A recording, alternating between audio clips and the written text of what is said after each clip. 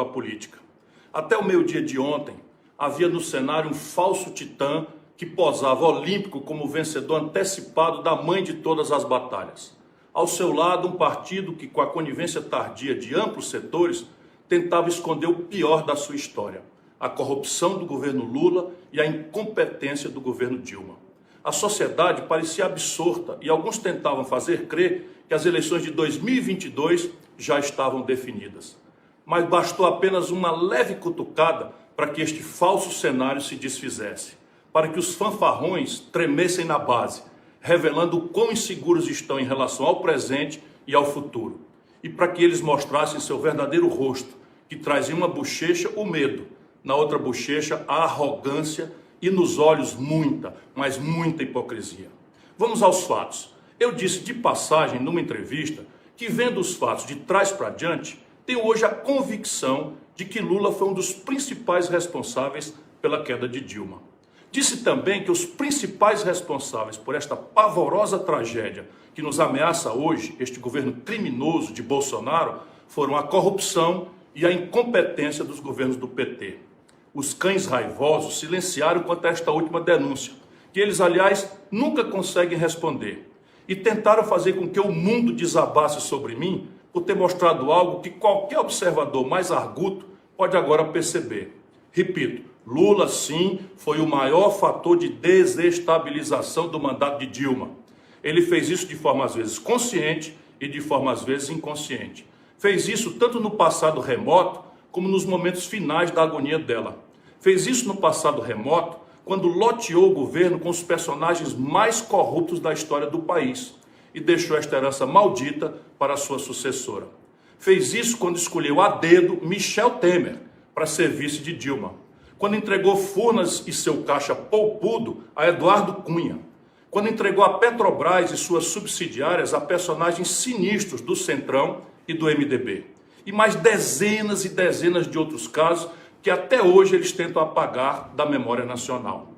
Lula fez isso muito especialmente quando, na ânsia de impedir a reeleição de Dilma, transformou seu famoso instituto num antro de intriga e conspiração. Banqueiros, empreiteiros, magnatas da indústria, políticos e jornalistas de confiança desfilavam por lá para escutar e se deliciar com as intrigas de Lula contra a sua cria.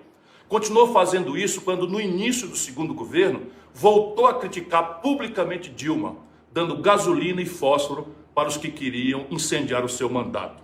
E assinou o atestado de óbito do governo quando, nos estertores da sua presidência, sugeriu que ela desse a coordenação política ao vice Michel Temer. Em suma, deu faca e queijo àquele que mais lucraria com a queda da presidente.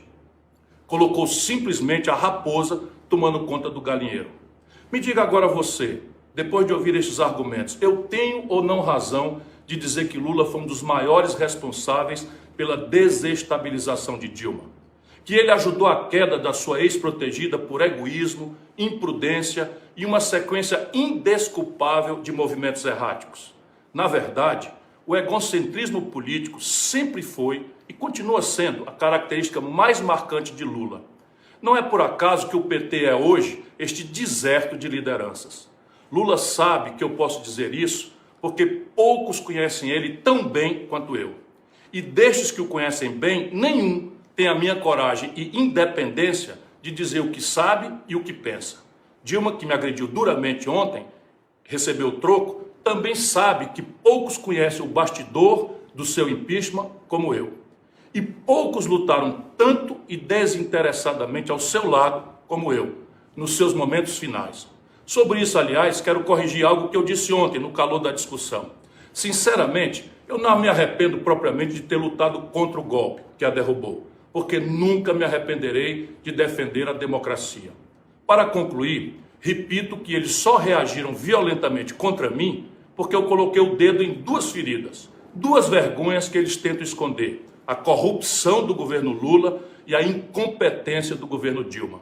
Duas pragas que o PT semeou porque repetiu o mesmo modelo econômico, o mesmo tipo de governança, a mesma cumplicidade com os corruptos profissionais, o mesmo recrutamento de técnicos incompetentes e pouco criativos de governos anteriores. A mesma coisa, aliás, que está fazendo a cria nojenta e involuntária deles esta praga chamada bolsonarismo. Porém, mais importante do que analisar o passado e seus reflexos no presente é alertar para o risco, para o nosso futuro, do que seria a reincidência no erro de Lula. Com toda a cegueira, oportunismo e soberba, ele já começa a fechar acordos com estes mesmos personagens sombrios do passado. Que futuro, por acaso, ele estaria pensando para o Brasil? A reedição do mensalão, do petrolão, da rapinagem das nossas riquezas pelos abutres de sempre? Por isso, sofra o que sofrer, eu não deixarei um só minuto de combater os erros do PT e os erros de Bolsonaro.